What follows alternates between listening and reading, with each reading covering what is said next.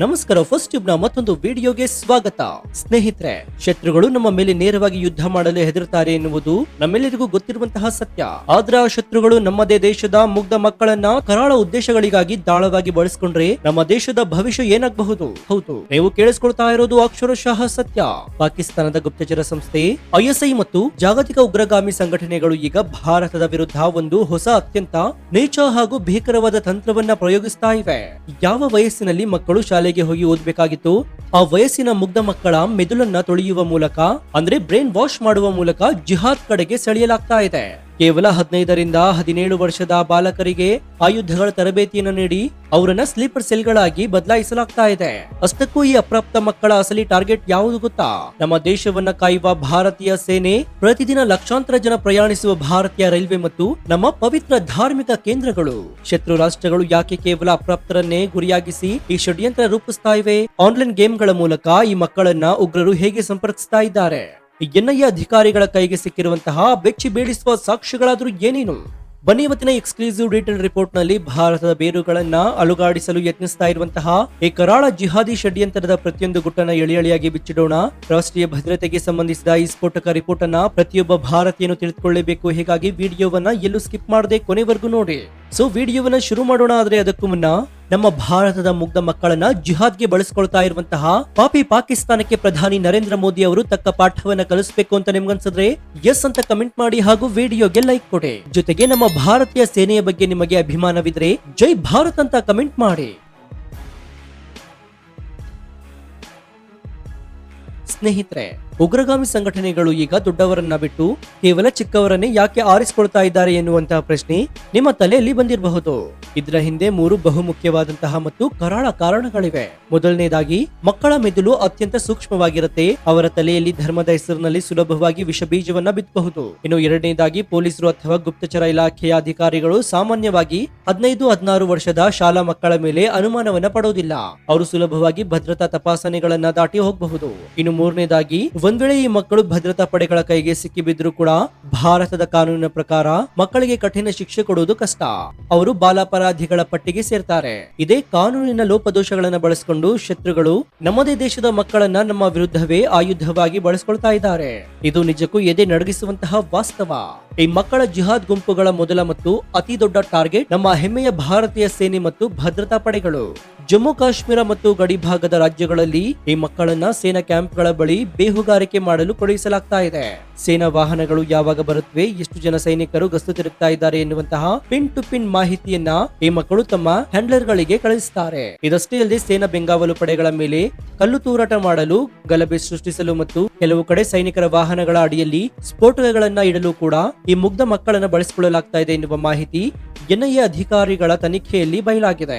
ಸೈನಿಕರು ಮಕ್ಕಳ ಮೇಲೆ ಶಸ್ತ್ರ ಪ್ರಯೋಗ ಮಾಡೋದಿಲ್ಲ ಎನ್ನುವಂತಹ ಸತ್ಯ ಉಗ್ರರಿಗೆ ಚೆನ್ನಾಗಿ ಗೊತ್ತಿದೆ. ಇನ್ನು ಇವರ ಎರಡನೇ ಅತಿ ದೊಡ್ಡ ಟಾರ್ಗೆಟ್ ಅಂದ್ರೆ ಅದು ಭಾರತೀಯ ರೈಲ್ವೆ. ರೈಲುಗಳು ಅಂದ್ರೆ ಅದು ಭಾರತದ ಜೀವನಾಡಿ. ಪ್ರತಿದಿನ ಕೋಟ್ಯಾಂತರ ಜನ ರೈಲುಗಳಲ್ಲಿ ಓಡಾಡ್ತಾರೆ. ಉಗ್ರರು ಈ ಮಕ್ಕಳನ್ನ ಬಳಸಿ ರೈಲ್ವೆ ಹಳಿಗಳ ಮೇಲೆ ಬೃಹತ್ ಕಲ್ಲುಗಳನ್ನ ಇಡಬಹುದು, ಸಿಮೆಂಟ್ ಬ್ಲಾಕ್ ಗಳನ್ನ ಇಡುವುದು ಮತ್ತು ಹಳಿಗಳನ್ನ ಕತ್ತರಿಸುವ ಕೃತ್ಯವನ್ನ ಮಾಡಿಸ್ತಾ ಇದ್ದಾರೆ. ರೈಲು ಅಡಿ ತಪ್ಪಿದ್ರೆ ಏಕೈಕಿ ನೂರಾರು ಅಮಾಯಕ ಪ್ರಯಾಣಿಕರು ಬಾರದ ಲೋಕಕ್ಕೆ ಪ್ರಯಾಣ ಬೆಳೆಸ್ತಾರೆ. ಇದರಿಂದ ಸರ್ಕಾರಕ್ಕೆ ಭಾರಿ ದೊಡ್ಡ ಆರ್ಥಿಕ ನಷ್ಟ ಉಂಟಾಗುತ್ತೆ ಮತ್ತು ಜನರಲ್ಲಿ ಆತಂಕ ಸೃಷ್ಟಿಯಾಗುತ್ತೆ.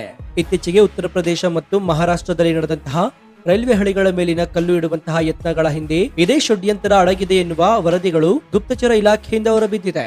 ಇನ್ನು ಈ ಜಿಹಾದಿ ಮಾಡೆಲ್ಗಳ ಮೂರನೇ ಮತ್ತು ಅತ್ಯಂತ ಸೂಕ್ಷ್ಮ ಟಾರ್ಗೆಟ್ ಅಂದ್ರೆ ಅದು ನಮ್ಮ ಪವಿತ್ರ ಹಿಂದೂ ಧಾರ್ಮಿಕ ಕೇಂದ್ರಗಳು. ಹಬ್ಬ ಹರಿದಿನಗಳ ಸಮಯದಲ್ಲಿ ಪ್ರಸಿದ್ಧ ದೇವಸ್ಥಾನಗಳಲ್ಲಿ ಸಾವಿರಾರು ಭಕ್ತರು ಸೇರಿರ್ತಾರೆ. ಇಂತಹ ಜನನಿಬಿಡ ಪ್ರದೇಶದಲ್ಲಿ ಈ ಬಾಲಕರ ಮೂಲಕ ಬ್ಯಾಗ್ಗಳಲ್ಲಿ ಸ್ಫೋಟಗಳನ್ನ ತಂದಿಡುವುದು ಅಥವಾ ಕೋಮು ಗಲಭೆಗಳನ್ನು ಸೃಷ್ಟಿಸುವುದು ಇವರ ಅಸಲಿ ಉದ್ದೇಶವಾಗಿದೆ. ಒಂದು ಸಣ್ಣ ಕಿಡಿ ಹೊತ್ಕೊಂಡ್ರೆ ಸಾಕು, ಇಡೀ ದೇಶಾದ್ಯಂತ ಧರ್ಮಗಳ ನಡುವೆ ಬೆಂಕಿ ಹೊತ್ತಿಕೊಳ್ಳುತ್ತೆ ಎನ್ನುವುದು ಪಾಕಿಸ್ತಾನದ ಕರಾಳ ಲೆಕ್ಕಾಚಾರವಾಗಿದೆ. ಇತ್ತೀಚೆಗೆ ಮಧ್ಯಪ್ರದೇಶ ಮತ್ತು ಗುಜರಾತ್ನ ಕೆಲವು ATS ಕಾರ್ಯಾಚರಣೆಗಳಲ್ಲಿ ಇಂತಹ ಟಾರ್ಗೆಟ್ ಮ್ಯಾಪ್ಗಳು ಉಗ್ರರ ಬಳಿ ಪತ್ತೆಯಾಗಿವೆ. ದೇವಸ್ಥಾನಗಳ ರೇಖಾಚಿತ್ರಗಳು ಮತ್ತು ಭದ್ರತೆಯ ವಿವರಗಳನ್ನ ಆ ಮಕ್ಕಳು ಆನ್ಲೈನ್ ಮೂಲಕ ಶತ್ರುಗಳಿಗೆ ಕಳುಹಿಸ್ತಾ ಇದ್ರು ಎನ್ನುವ ಆಘಾತಕಾರಿ ಸತ್ಯ ಕೂಡ ಹೊರಬಿದ್ದಿದೆ. ಈ ಉಗ್ರರು ನಮ್ಮ ಯುವಕರನ್ನ ಹೇಗೆ ಸಂಪರ್ಕಿಸುತ್ತಾರೆ ಎನ್ನುವುದು ಅತಿ ದೊಡ್ಡ ಪ್ರಶ್ನೆಯಾಗಿದೆ. ಮೊದಲೆಲ್ಲ ವಾಟ್ಸ್ಆಪ್ ಅಥವಾ ಫೇಸ್ಬುಕ್ ಮೂಲಕ ಸಂದೇಶ ಕಳಿಸ್ತಾ ಇದ್ರು. ಆದ್ರೆ ಈಗ ಗುಪ್ತಚರ ಇಲಾಖೆಗಳು ಇವೆಲ್ಲವನ್ನ ಕೂಡ ಟ್ರ್ಯಾಕ್ ಮಾಡ್ತಾ ಇವೆ ಅಂತ ಗೊತ್ತಾದ ತಕ್ಷಣ ಉಗ್ರರು ಆನ್ಲೈನ್ ಗೇಮ್ಗಳ ಮೂಲಕ ಮುಖ ಮಾಡಿದ್ದಾರೆ. ಪಬ್ಜಿ, ಫ್ರೀ ಫೈರ್ ನಂತಹ ಮಲ್ಟಿಪ್ಲೇಯರ್ ಗೇಮ್ಗಳಲ್ಲಿ ಆಡುವಾಗ ಚಾಟ್ ಬಾಕ್ಸ್ ಮೂಲಕ ಉಗ್ರರು ಮಕ್ಕಳನ್ನ ಪ್ರಚೋದಿಸುತ್ತಾರೆ. ಗೇಮ್ ಆಡುತ್ತಲೇ ಅವರಿಗೆ ಧರ್ಮದ ಬಗ್ಗೆ ಉದ್ರೇಕಕಾರಿ ಮಾತುಗಳನ್ನು ಹೇಳ್ತಾರೆ. ನಂತರ ಅವರನ್ನ ಟೆಲಿಗ್ರಾಮ್ ಅಥವಾ ಡಾರ್ಕ್ ವೆಬ್ ನ ರಹಸ್ಯ ಆಪ್ ಗಳಿಗೆ ಕರೆಯುತ್ತಾರೆ. ಅಲ್ಲಿ ಅವರಿಗೆ ಬಾಂಬ್ ತಯಾರಿಸುವ ವಿಡಿಯೋಗಳನ್ನ ಕಳುಹಿಸ್ತಾರೆ. ಪೋಷಕರಿಗೆ ತಮ್ಮ ಮಕ್ಕಳು ಕೇವಲ ಗೇಮ್ ಆಡ್ತಾ ಇದ್ದಾರೆ ಅಂತ ಅನ್ಸುತ್ತೆ, ಆದ್ರೆ ಆ ಗೇಮ್ ನ ಹಿಂದೆ ಒಂದು ದೊಡ್ಡ ಜಿಹಾದಿ ಜಾಲವೇ ಕಾರ್ಯನಿರ್ವಹಿಸ್ತಾ ಇರುತ್ತೆ. ಈ ಇಡೀ ಆಪರೇಷನ್ ನಡೆಸಲು ಹಣ ಎಲ್ಲಿಂದ ಬರುತ್ತೆ? ಡೈರೆಕ್ಟ್ ಆಗಿ ಬ್ಯಾಂಕ್ ಅಕೌಂಟ್ಗೆ ಬಂದ್ರೆ ಪೊಲೀಸರು ಸುಲಭವಾಗಿ ಹಿಡಿತಾರೆ. ಹೀಗಾಗಿ ಐಎಸ್ಐ ಮತ್ತು ಇತರ ಉಗ್ರ ಸಂಘಟನೆಗಳು ಕ್ರಿಪ್ಟೋ ಕರೆನ್ಸಿ ಅಥವಾ ಹವಾಲಾ ರೂಟ್ ಮೂಲಕ ಹಣವನ್ನ ರವಾನೆ ಮಾಡ್ತಾರೆ. ಈ ಬಾಲಕರಿಗೆ ಸಣ್ಣ ಪುಟ್ಟ ಹಣದ ಆಮಿಷವನ್ನು ಒಡ್ಡಲಾಗುತ್ತೆ. ಒಂದು ಸಣ್ಣ ಕೆಲಸ ಮಾಡಿದ್ರೆ ನಿನಗೆ ದುಬಾರಿ ಮೊಬೈಲ್ ಕೊಡಿಸ್ತೇವೆ, ಬೈಕ್ ಕೊಡಿಸ್ತೇವೆ ಅಂತ ಆಸೆಯನ್ನು ತೋರಿಸ್ತಾರೆ. ಹಣದ ಆಸೆಗೆ ಬಿದ್ದ ಮಕ್ಕಳು ಗೊತ್ತಿಲ್ಲದೆಯೇ ದೇಶದ್ರೋಹದ ಕೆಲಸಕ್ಕೆ ಕೈ ಹಾಕ್ತಾರೆ. ದುಬೈ ಮತ್ತು ಟರ್ಕಿಯ ಮೂಲಕ ಈ ಕಪ್ಪು ಹಣ ಭಾರತದೊಳಗೆ ನುಸುಳುತ್ತಾ ಇದೆ ಅನ್ನುವುದನ್ನ ಇತ್ತೀಚೆಗೆ ಎನ್ಐಎ ರೇಡ್ಗಳು ದೃಢಪಡಿಸಿವೆ. ಭಾರತದ ರಾಷ್ಟ್ರೀಯ ತನಿಖಾ ದಳ ಅಂದ್ರೆ ಎನ್ಐಎ ಸುಮ್ಮನೆ ಕೈಕಟ್ಟಿ ಕುಳಿತಿಲ್ಲ. ಇತ್ತೀಚೆಗೆ ದೇಶದ 15ಕ್ಕೂ ಹೆಚ್ಚು ರಾಜ್ಯಗಳಲ್ಲಿ ಏಕಕಾಲದಲ್ಲಿ ಭಾರಿ ದೊಡ್ಡ ಮೆಗಾ ಆಪರೇಷನ್ ಅನ್ನು ನಡೆಸಲಾಗಿದೆ. ಕರ್ನಾಟಕ, ಮಹಾರಾಷ್ಟ್ರ, ಉತ್ತರ ಪ್ರದೇಶ, ಬಿಹಾರ ಮತ್ತು ಕಾಶ್ಮೀರದಲ್ಲಿ ನಡೆದಂತಹ ಈ ರೇಡ್ಗಳಲ್ಲಿ ಅನೇಕ ಜಿಹಾದಿ ಹ್ಯಾಂಡ್ಲರ್ ಗಳನ್ನ ಹೆಡೆಮುರಿ ಕಟ್ಟಲಾಗಿದೆ. ಇವರು ಯುವಕರಿಗೆ ಬ್ರೈನ್ ವಾಶ್ ಮಾಡ್ತಾ ಇದ್ದ ಲ್ಯಾಪ್ಟಾಪ್ಗಳು, ಹಾರ್ಡ್ ಡಿಸ್ಕ್ಗಳು ಮತ್ತು ಡಿಜಿಟಲ್ ಪುರಾವೆಗಳನ್ನ ಎನ್ಐಎ ವಶಪಡಿಸಿಕೊಂಡಿದೆ. ನಮ್ಮ ಭದ್ರತಾ ಪಡೆಗಳ ಈ ಹೈ ಸ್ಪೀಡ್ ಆಕ್ಷನ್ ನೋಡಿ ಗಡಿಯಾಚೆ ಕುಳಿತಿರುವಂತಹ ಶತ್ರುಗಳ ಬೆವರಳಿತಿದೆ. ಪ್ರತಿಯೊಬ್ಬ ಆನ್ಲೈನ್ ಹ್ಯಾಂಡ್ಲರ್ ನ IP ಅಡ್ರೆಸ್ ಟ್ರ್ಯಾಕ್ ಮಾಡಿ ಅವರನ್ನ ಜೈಲಿಗೆ ಅಟ್ಟುವಂತಹ ಕೆಲಸ ಭರದಿಂದ ಸಾಗ್ತಾ ಇದೆ. ಇನ್ನು ಪಾಕಿಸ್ತಾನ ಯಾಕೆ ಈಗ ಭಾರತದ ಒಳಗಿರುವಂತಹ ಯುವಕರನ್ನ ಟಾರ್ಗೆಟ್ ಮಾಡ್ತಾ ಇದೆ ಗೊತ್ತಾ? ಇದರ ಹಿಂದೆ ಭಾರತೀಯ ಸೇನೆಯ ಅತಿದೊಡ್ಡ ಯಶಸ್ಸು ಕೂಡ ಅಡಗಿದೆ. ಹಿಂದೆಲ್ಲ ಪಾಕಿಸ್ತಾನ ಗಡಿಯಿಂದ ಉಗ್ರರನ್ನ ಕಳಿಸ್ತಾ ಇತ್ತು, ಆದ್ರೆ ಈಗ ಗಡಿಯಲ್ಲಿ ಹೈಟೆಕ್ ಲೇಸರ್ ವಾಲ್ ಮತ್ತು ಬೃಹತ್ ಬೇಲಿಗಳನ್ನು ಅಳವಡಿಸಲಾಗಿದೆ. ಗಡಿ ದಾಟಿ ಬರುವಂತಹ ಯಾವುದೇ ಉಗ್ರನಾದ್ರೂ ಕೂಡ ಆತ ತಕ್ಷಣದಲ್ಲಿ ಭಾರತೀಯ ಯೋಧರ ಗುಂಡೇಟಿಗೆ ಬಲಿಯಾಗಿ ಉಸಿರು ಚೆಲ್ತಾ ಇದ್ದಾನೆ. ಗಡಿಯಿಂದ ಒಳಗೆ ನುಗ್ಗಲು ಸಾಧ್ಯವಾಗದ ಹತಾಶೆಯಲ್ಲಿರುವಂತಹ ಪಾಕಿಸ್ತಾನ ಈಗ ಭಾರತ ಒಳಗಿರುವಂತಹ ಯುವಕರನ್ನೇ ಸ್ಲೀಪರ್ ಸೆಲ್ಗಳನ್ನಾಗಿ ಆಕ್ಟಿವ್ ಮಾಡುವಂತಹ ಪ್ಲಾನ್ ಮಾಡಿದೆ. ಅದೇ ಅವರ ಅಸಲಿ ದುರ್ಬಲತೆ ಮತ್ತು ನಮ್ಮ ಸೇನೆಯ ತಾಕತ್ತು. ಕೇಂದ್ರ ಸರ್ಕಾರ ಈಗ ಆಂತರಿಕ ಭದ್ರತೆಯನ್ನ ಕಾಪಾಡಲು ಹೊಸ ಕಾನೂನುಗಳನ್ನ ತರ್ತಾ ಇದೆ. ಯಾರು ಮಕ್ಕಳನ್ನ ಭಯೋತ್ಪಾದನೆಗೆ ಬಳಸ್ತಾ ಇದ್ದಾರೋ ಅವರಿಗೆ ಇನ್ಮುಂದೆ ಜೀವಾವಧಿ ಶಿಕ್ಷೆ ಖಚಿತ ಎನ್ನುವ ಕಠಿಣ ನಿಯಮಗಳನ್ನ ಜಾರಿಗೆ ತರಲಾಗಿದೆ. ಸೈಬರ್ ಭದ್ರತೆಯನ್ನ ಇಮ್ಮಡಿಗೊಳಿಸಲಾಗ್ತಾ ಇದೆ. ಸಾಮಾಜಿಕ ಜಾಲತಾಣಗಳ ಮೇಲೆ ಹದ್ದಿನ ಕಣ್ಣಿಡಲಾಗಿದೆ. ಆನ್ಲೈನ್ ನ ಯಾವುದಾದ್ರೂ ಉಗ್ರವಾದವನ್ನ ಪ್ರಚೋದಿಸುವಂತಹ ಪೋಸ್ಟ್ ಹಾಕಿದ್ರೆ ಕೇವಲ ಕೆಲವು ಗಂಟೆಗಳಲ್ಲಿ ಪೊಲೀಸರು ಅವರ ಮನೆ ಮೇಲೆ ರೇಡ್ ಮಾಡಿ ಅವರನ್ನ ಅರೆಸ್ಟ್ ಮಾಡ್ತಾ ಇದ್ದಾರೆ. ಸ್ನೇಹಿತರೆ, ದೇಶದ ಭದ್ರತೆ ಕೇವಲ ಸೈನ್ಯ ಮತ್ತು ಪೊಲೀಸರ ಜವಾಬ್ದಾರಿ ಮಾತ್ರವಲ್ಲ, ಇದರಲ್ಲಿ ಪ್ರತಿಯೊಬ್ಬ ನಾಗರಿಕನ ಪಾತ್ರವೂ ಕೂಡ ಇದೆ. ನಿಮ್ಮ ಸುತ್ತಮುತ್ತ ಯಾರಾದ್ರೂ ಅನುಮಾನಾಸ್ಪದವಾಗಿ ವರ್ತಿಸ್ತಾ ಇದ್ರೆ ತಕ್ಷಣವೇ ಹತ್ತಿರದ ಪೊಲೀಸ್ ಠಾಣೆಗೆ ಮಾಹಿತಿಯನ್ನು ನೀಡಿ. ಮಕ್ಕಳ ಮೊಬೈಲ್ ಬಳಕೆಯ ಮೇಲೆ ನಿಗಾವನ್ನ ಇಡಿ. ಯಾವುದೇ ಅಪರಿಚಿತ ವ್ಯಕ್ತಿಗಳು ಆನ್ಲೈನ್ ನಲ್ಲಿ ನಿಮ್ಮ ಮಕ್ಕಳನ್ನ ಸಂಪರ್ಕಿಸಿದ್ರೆ ಎಚ್ಚರಿಕೆಯನ್ನು ವಹಿಸಿ. ದೇಶದ ಒಳಗಿರುವಂತಹ ಶತ್ರುಗಳನ್ನ ಗುರುತಿಸಿ ಮಟ್ಟ ಹಾಕಲು ನಾಗರಿಕರೇ ಅತಿದೊಡ್ಡ ಗುಪ್ತಚರರಾಗಿ ಕೆಲಸ ಮಾಡಬೇಕಾಗಿದೆ. ಒಟ್ಟಾರೆಯಾಗಿ ಹೇಳೋದಾದ್ರೆ ಸ್ನೇಹಿತರೆ, ಜಿಹಾದಿ ಹೆಸರಿನಲ್ಲಿ ಮಕ್ಕಳನ್ನ ಬಳಸಿಕೊಳ್ತಾ ಇರುವಂತಹ ಈ ಕರಾಳ ಷಡ್ಯಂತರ ಮನುಕುಲಕ್ಕೆ ಒಂದು ಬಹುದೊಡ್ಡ ಕಳಂಕ.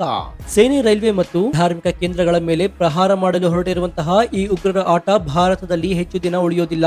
ಭಾರತೀಯ ಗುಪ್ತಚರ ಸಂಸ್ಥೆಗಳು ಮತ್ತು ನಮ್ಮ ಸೇನೆ ಹಗಲು ರಾತ್ರಿ ಎನ್ನದೇ ಇಂತಹ ಸಾವಿರಾರು ಷಡ್ಯಂತ್ರಗಳನ್ನ ಪ್ರತಿದಿನವೂ ಕೂಡ ಬೇರು ಸಹಿತ ಕಿತ್ತು ಹಾಕ್ತಾ ಇವೆ. ಶತ್ರುಗಳ ಕುತಂತ್ರಗಳು ಅವರ ಮೇಲೆಯೇ ತಿರುಗಿ ಬೀಳುವ ಕಾಲ ಬಹಳ ಹತ್ತಿರದಲ್ಲಿದೆ. ಸೊ ನಿಮ್ಗೆ ಏನನ್ಸುತ್ತೆ? ಮಕ್ಕಳನ್ನ ಭಯೋತ್ಪಾದನೆಗೆ ಬಳಸ್ಕೊಳ್ತಾ ಇರುವ ಉಗ್ರಗಾಮಿ ಹ್ಯಾಂಡಲರ್ ಗಳನ್ನ ಪತ್ತೆ ಹಚ್ಚಿ ಅವರಿಗೆ ತಕ್ಷಣವೇ ಗರಿಷ್ಠ ಶಿಕ್ಷೆ ನೀಡಬೇಕು ಅಂತ ನಿಮ್ಗನ್ಸುತ್ತಾ? ಪಾಕಿಸ್ತಾನ ಗಡಿಯಿಂದ ಉಗ್ರರನ್ನ ಕಳುಹಿಸಲು ವಿಫಲವಾಗಿ ಹತಾಶೆಯಿಂದ ಭಾರತದೊಳಗಿನ ಯುವಕರನ್ನ ಬಳಸ್ಕೊಳ್ತಾ ಇದೆ ಅಂತ ನಿಮ್ಗನ್ಸುತ್ತಾ? ಈಗಲೇ ನಿಮ್ಮ ಅತ್ಯಂತ ಪ್ರಮುಖವಾದ ಹಾಗೂ ಪ್ರಾಮಾಣಿಕ ಅನಿಸಿಕೆಯನ್ನು ಕಮೆಂಟ್ ಬಾಕ್ಸ್ ನಲ್ಲಿ ತಪ್ಪದೆ ತಿಳಿಸಿ ಮುಕ್ತವಾಗಿ ಚರ್ಚಿಸೋಣ. ಭಾರತ ರಾಷ್ಟ್ರೀಯ ಭದ್ರತೆಯನ್ನು ಎಚ್ಚರಿಸುವ ಈ ಸ್ಫೋಟಕ ರಿಪೋರ್ಟ್ ಇಡೀ ದೇಶಕ್ಕೆ ತಲುಪುವಂತೆ ಹೆಮ್ಮೆಯಿಂದ ವಿಡಿಯೋವನ್ನ ನಿಮ್ಮ ವಾಟ್ಸ್ಆಪ್, ಫೇಸ್ಬುಕ್ ಗ್ರೂಪ್ಗಳಲ್ಲಿ ಮರೆಯದೆ ಶೇರ್ ಮಾಡಿ. ಇದೇ ರೀತಿಯ ಆಡಳಿತಾತ್ಮಕ ಬದಲಾವಣೆಗಳು, ರಾಷ್ಟ್ರೀಯ ಭದ್ರತೆ ಮತ್ತು ಜಿಯೋ ಪೊಲಿಟಿಕ್ಸ್ ನ ನಿಷ್ಪಕ್ಷಪಾತ, ತ್ವರಿತ ಮತ್ತು ಅತ್ಯಂತ ಡೀಟೇಲ್ ಆದ ರಿಪೋರ್ಟ್ಗಳಿಗಾಗಿ ನಿಮ್ಮ ನೆಚ್ಚಿನ ಫಸ್ಟ್ ಟ್ಯೂಬ್ ಯೂಟ್ಯೂಬ್ ಚಾನಲ್ ಅನ್ನು ಈಗಲೇ ಸಬ್ಸ್ಕ್ರೈಬ್ ಮಾಡಿಕೊಂಡು ಪಕ್ಕದಲ್ಲಿರುವಂತಹ ಬೆಲ್ ಐಕಾನ್ ಅನ್ನು ಪ್ರೆಸ್ ಮಾಡಿ. ಇದರಿಂದ ನಾವು ಹಾಕುವ ಹೊಸ ವಿಡಿಯೋಗಳ ನೋಟಿಫಿಕೇಶನ್ ಮೊದಲು ನಿಮಗೆ ಸಿಗುತ್ತೆ. ಮತ್ತೊಂದು ಸ್ಫೋಟಕ ಭ್ರಷ್ಟರ ಮತ್ತು ದೇಶ ವಿರೋಧಿಗಳ ನಿದ್ದೆಗೆಡಿಸುವ ವಿಡಿಯೋದೊಂದಿಗೆ ನಿಮ್ಮನ್ನ ಭೇಟಿ ಆಗ್ತೀನಿ. ಅಲ್ಲಿಯವರೆಗೂ ಎಚ್ಚರದಿಂದ ಇರಿ. ನಮ್ಮ ದೇಶದ ಆಂತರಿಕ ಭದ್ರತೆಯನ್ನ ಬೆಂಬಲಿಸಿ.